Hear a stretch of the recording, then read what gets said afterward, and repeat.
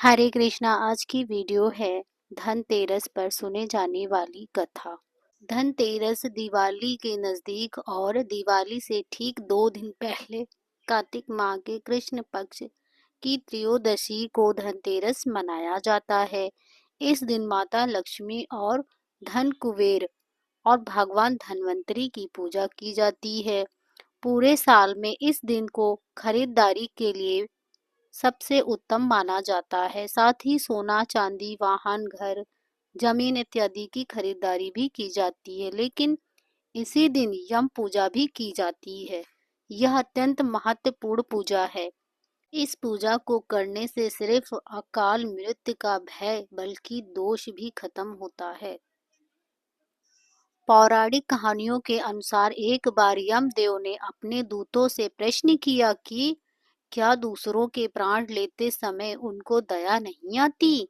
जिसके उत्तर में यमदूतों ने कहा, बिल्कुल नहीं। यमदेव ने प्रेम पूर्वक मित्र की तरह पूछा कि कोई भी घटना या जब उन्हें दया आई हो। ऐसे में दूतों ने कहा कि यम देवता एक बार राजा हेम के पुत्र का प्राण लेते समय उसकी ना विवाहिता पत्नी का करुणा विलाप सुनकर हमारा हृदय भी पसीज गया था। इच्छा हो रही थी कि उसके प्राण ना ले, क्योंकि वह तो अल्पायु था। मात्र 16 वर्ष की अवस्था में उसके प्राण शरीर से बाहर आ रहे थे। लेकिन विधि के विधान के अनुसार हम चाहकर भी कुछ नहीं कर सके। इस घटना को सुनकर यमदेव ने पूरा वार्तालाप पूछा। यमदूत ने बताया कि हंस नाम का एक प्रतापी राजा था। वह शिखर खेलते खेलते हेमराज के राज्य में पहुंच गया। भूख प्यास से व्याकुल राजा हंस का राजा हेम राज ने भव्य अतिथि किया। इसी दिन हेमराज को एक पुत्र की प्राप्ति हुई, जिसके जन्म को लेकर ज्योतिष ने भविष्यवाणी हुई थी कि इस बालक के विवाह के चौथे दिन उसकी मृत्यु निश्चित है। इस बात से हेमराज काफी दुखी हुए। तभी महाराज हंस ने सांत्वना देते हुए उसके बेटे की रक्षा की जिम्मेदारी खुद पर ले ली और हेमराज के बेटे के लिए यमुना किनारे एक विशेष किले का निर्माण कराया, जहां वायु भी उसकी अनुमति के बिना अंदर प्रवेश नहीं कर सकती थी। दूतों ने आगे बताया, इस प्रकार राजकुमार तरुण बड़े हुए। उन्होंने कभी कन्या नहीं देखी थी, लेकिन देव योग से उन्हें एक राजकुमारी दिखी और दोनों ने चुपके से गंधर्व विवाह कर लिया।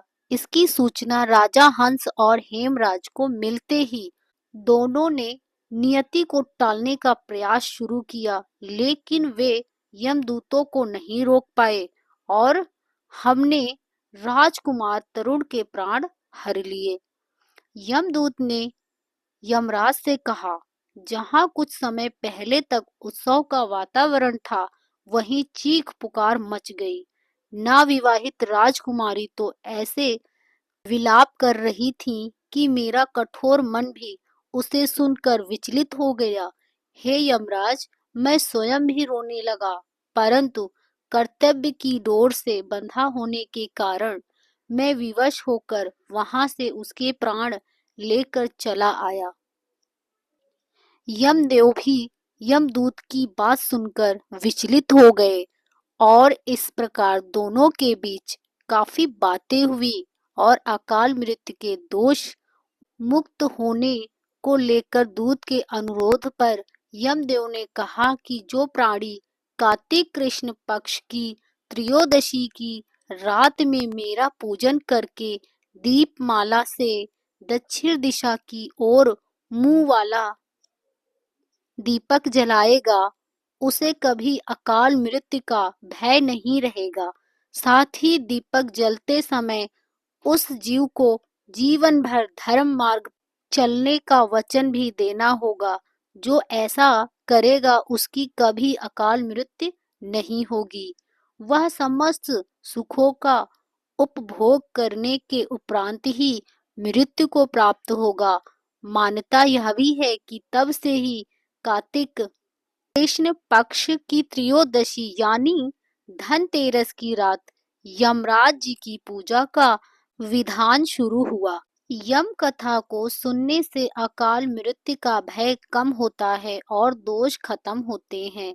यमराज की पूजा का पर्व धनतेरस पर होता है। इस दिन यमराज की पूजा के साथ साथ कथा का पाठ भी किया जाता है। यमराज की पूजा में जल, रोली, फूल, चावल, गुड़, नवेद आदि सहित दीपक जलाया जाता है। दीपक जलाते समय यमराज से प्रार्थना की जाती है कि वे परिवार पर दया दृष्टि बनाए रखें और किसी की अकाल मृत्यु न हो। वीडियो में बोलते वक्त अगर कोई हमसे गलती हुई हो तो उसे हमें माफ़ करें, और वीडियो अगर आप लोगों को अच्छा लगा हो तो लाइक ज़रूर करें और कमेंट में हरे कृष्णा ज़रूर लिखें। अगर आप हमारे चैनल पर नए आए हैं तो हमारे चैनल को सब्सक्राइब करें। ऐसी ही वीडियो देखने के लिए हमारे चैनल को सब्सक्राइब कर लें।